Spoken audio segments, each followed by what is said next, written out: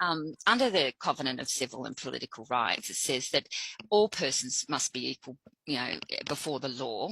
And it includes a whole range of, against sex, discrimination, race, colour and age.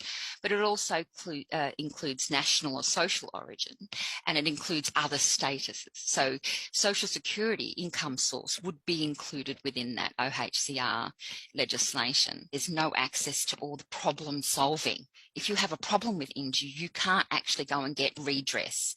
A massive problem amongst cardholders from Seduna right through to the last rollout of the last bill. People have been complaining about money going missing, and there is no oversight. When the issue of profiteering comes up on Inju, the company itself, Kate Campbell recently in the June estimates, Senate estimates, said, profit is a matter for Inju. They don't even check. There's no oversight on the profiteering of the corporation running this.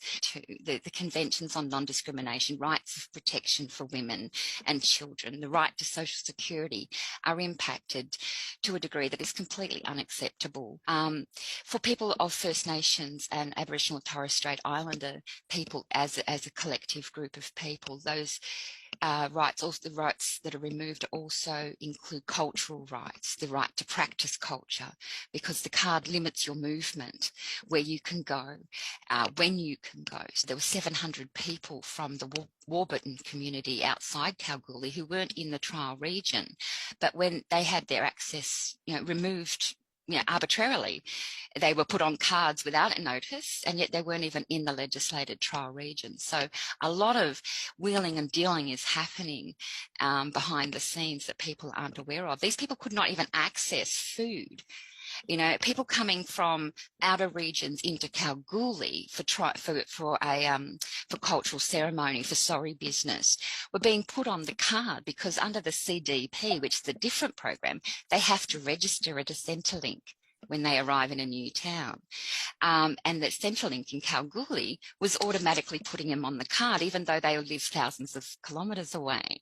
So people were getting captured by the card. This, we call it, as I said to you earlier, the classist, racist card. That is the perfect summation. It impacted First Nations people under NTER first, and it came out as the basics card. And now it's just this morphing of this policy across all the local, all the socio-demographic that is not, and this is going up to people that are earning up to $35,000 a year. So it's low-income workers, part-time workers are already on cards as well. And age pensioners now are on the card as well.